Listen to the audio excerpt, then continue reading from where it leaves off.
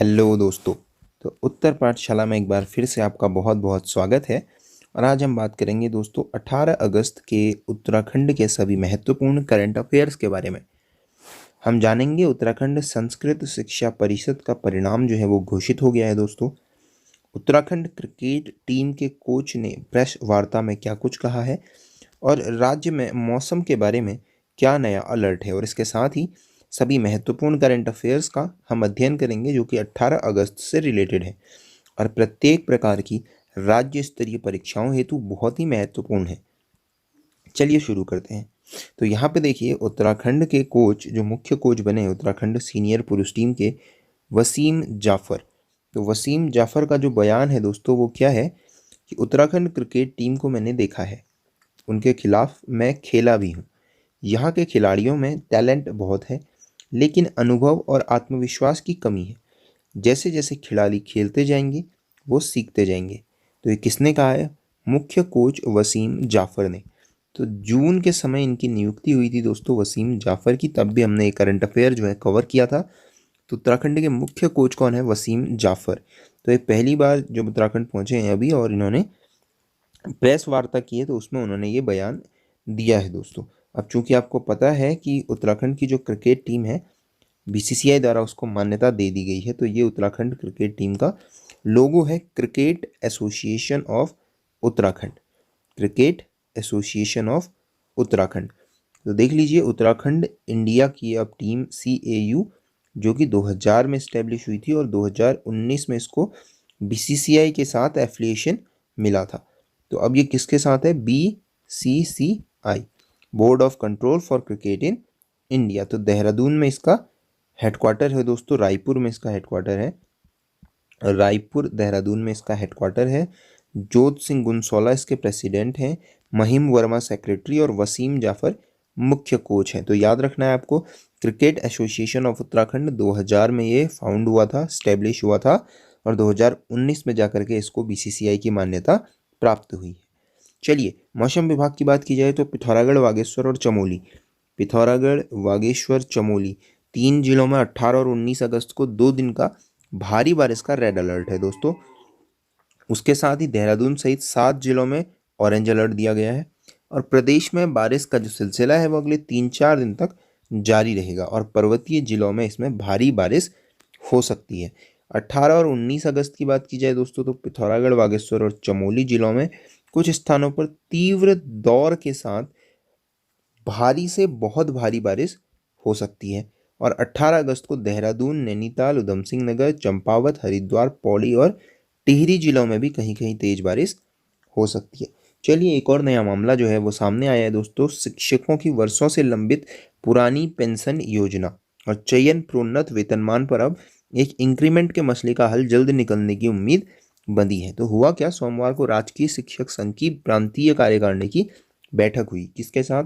शिक्षा मंत्री अरविंद पांडे जी के साथ। तो विषय को थोड़ा सा आसानी से समझिएगा दोस्तों, इसमें थोड़ी सी टिपिकल लैंग्वेज होगी।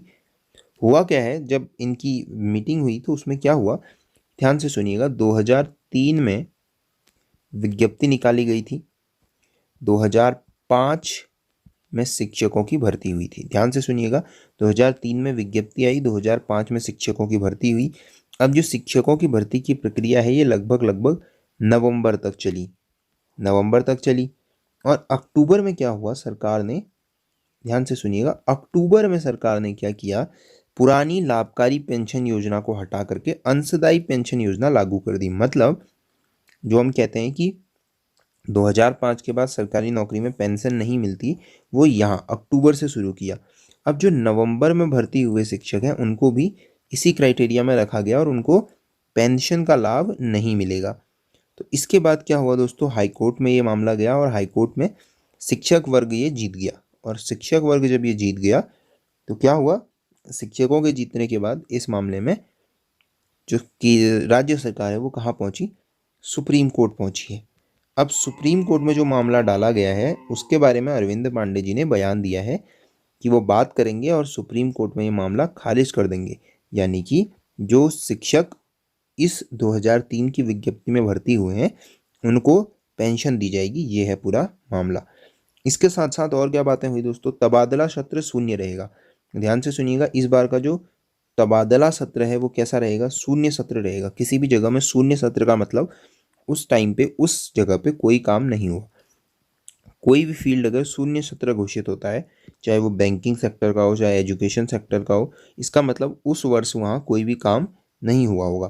तो अब तबादला सत्र को शून्य सत्र घोषित किया जाएगा, लेकिन गंभीर बीमार और जरूरतमंद शिक्षकों को धारा 27 के तहत तबादला मिल सकता है। और स्वतः सत्रांत लाभ है, जिसे नहीं चाहिए वह बता सकता है, और बाकी शिक्षकों को स्वतः सत्रांत लाभ भी मिलेगा।